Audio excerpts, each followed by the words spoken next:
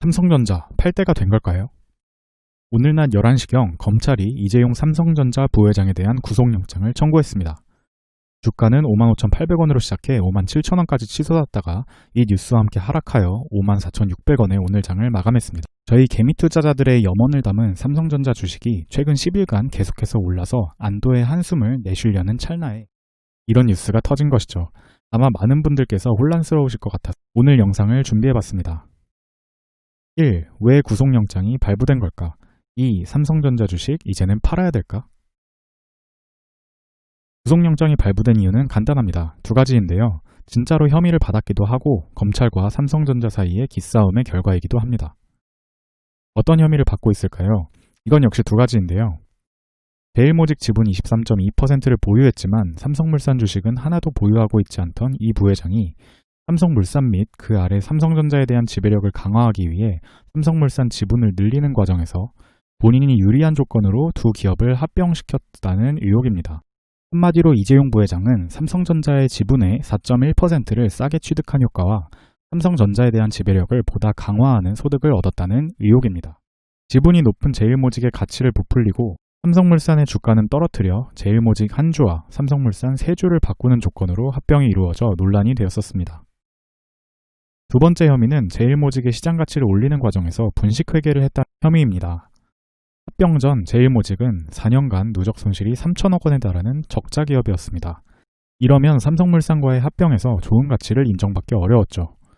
이 가치를 올리기 위해 43%의 지분을 보유하고 있던 삼성바이오로직스의 가치를 올리고자 했고, 이 과정에서 자세한 설명은 생략하겠지만 삼바가 보유하고 있던 바이오에피스라는 회사와의 관계를 자회사에서 관계사로 변경하였고, 이를 통해 회계 기준 또한 바꿔서 실제 경영 환경은 하나도 변한 게 없음에도 회계상으로만 삼바의 가치를 올리고, 이로 인해 삼바를 보유하고 제일모직의 가치도 덩달아 올렸다는 혐의입니다. 구속영장이 발부된 두 번째 이유는 검찰과 삼성전자 사이의 기싸움 때문인 것으로 보입니다. 이재용 부회장 측이 검찰수사심의위원회를 통해 검찰 외부 전문가들에게 공소제기의 타당성 판단을 맡기자고 요청하자 검찰이 이틀 만에 구속영장을 청구하고 나섰기 때문입니다. 검찰은 이 부회장의 수를 여론전으로 몰아가려는 것으로 해석하였다고 볼 수 있습니다. 삼성전자 팔아야 할까요? 우리 앞엔 두 가지 경우만 있겠죠. 1. 이재용 부회장이 구속된다. 2. 구속되지 않는다.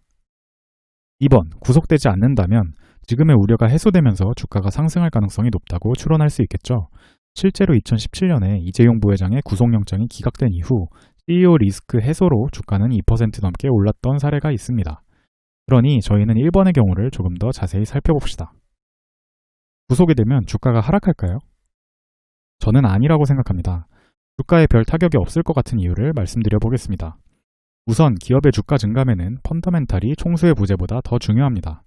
매일경제신문의 기사에 따르면 2011년에서 2017년까지 국내 대기업들의 총수 구속 후 1년간 주가 추이를 보면 코스피보다 안 좋은 증감률을 보인 기업이 하나도 없었습니다. 뿐만 아니라 주가가 승승장구한 사례도 많이 있었습니다. 이는 구속이 일시적 악재이며 1년 단위로 볼 경우 주가는 기업의 펀더멘털에 더 큰 영향을 받는 것을 알 수 있습니다.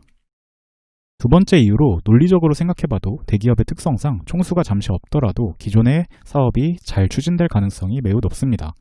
부사장이 전문 경영인으로서 업무를 대행하며 중요 의사결정은 주주협의체를 통해 할 수 있고, 특히 중요하고 큰 의사결정은 총수가 구속되기 전 미리 어느 정도 해놓을 수도 있을 것입니다. 대상상이긴 하지만 삼성전자의 부회장이라면 구속 중에도 의사전달을 할 수 있는 창구가 있지 않을까 싶습니다. 세 번째로 대기업 그룹의 재무팀은 총수 부재 시에 오히려 주가 방어에 헌신적이라는 점입니다. 오너가 없는 동안 재무팀이 주가에 신경을 쓸 수밖에 없는 이유는 주가가 오너의 자산이기 때문입니다. 주가대책위원회 등 비상 태스크포스를 만들어서 대응하는 것이 일반적이라고 합니다.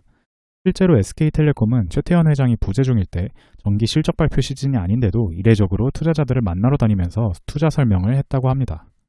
투자자분들마다 견해는 다르겠지만 저는 개인적으로 과거가 현재와 미래에 비슷한 모습으로 반복된다는 말을 믿으며 투자하고 있습니다.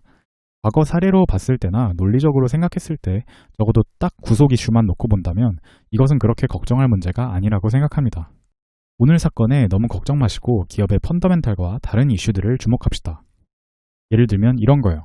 지난 8일간 삼성전자의 급격한 상승은 지난번 카카오 영상에서 카카오의 현 상황을 말씀드리며 보았던 것과 달리 개인 매도, 외국인 기관 매수에 의한 것이었습니다. 보통 외국인 기관이 먼저 매수하고 나중에 개인이 매수하면 상승세가 그때부터 주춤했던 것과 달리 이는 긍정적인 모습이라고 할 수 있겠습니다. 아무튼 오늘도 고생 너무 많으셨고 내일도 성투하시기 바라겠습니다. 감사합니다. 오늘 영상이 재밌으셨다면 좋아요와 구독 많이 부탁드립니다. 오른쪽에 추천 영상도 봐주시면 감사하겠습니다. 감사합니다.